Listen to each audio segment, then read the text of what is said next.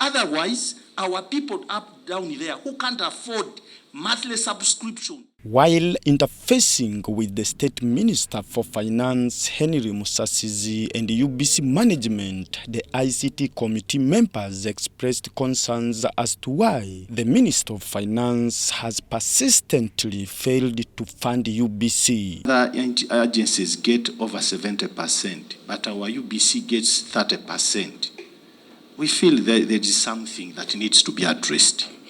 We accept that you have resource constraints, that is acceptable, but within that, let our UBC also benefit to a percentage that is matching with the other agencies. As we deliberate and talk about this, we should be mindful about the fact that this is the only broadcaster we have as a nation, as a government. It should be in everybody's interest to make sure that the corporation works, serves, performs to the duties expected by the much wider public.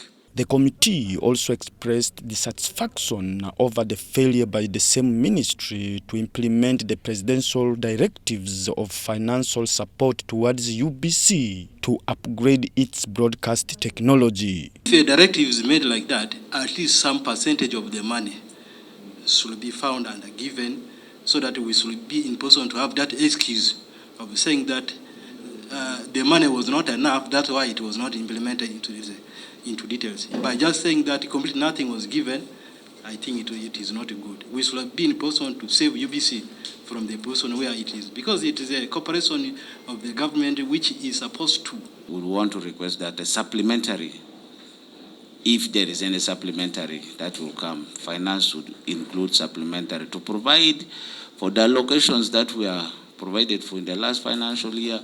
They were not provided. They don't exist anywhere in this current year's budget. Those are among other prayers that would want you to respond to. According to UBC Deputy Managing Director, last financial year, UBC only received 8 billion out of 24 billion. And this financial year, UBC's budget has been reduced from 30 billion to 6 billion. This financial year, for example, we have our prayer, in the budget process was that UBC is appropriated about 30 billion. But we have been informed, and it's in the budget statement, that only 2.4 billion will be provided this financial year for budget support, 1.5 going to our recurrent budget, and another 800 million as wage support. And we think this is unfortunate. Again, the committee raised the matter that this failure by the ministry to appropriate budget as guided by the committee and the finance committee is unfortunate and should be addressed. The State Minister for ICT, Godfrey Kabyanga, told the committee members to consider the issues of funding to UBC and the ministry as seriously so as to meet their mandate. But I would also like to report that it's not only UBC which is which has a funding gap, even the ministry itself.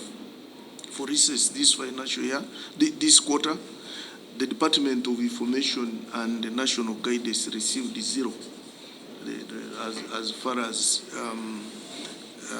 non-wage is concerned.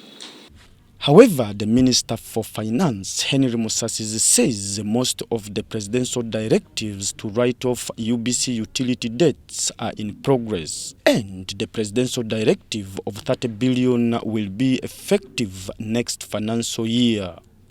That in line with the HE's directive to provide 30 billion to UBC starting financial year 2024-25, this has been programmed in the medium-term expenditure framework for financial year 2024-2025. Philip Aguta for UBC News at Parliament.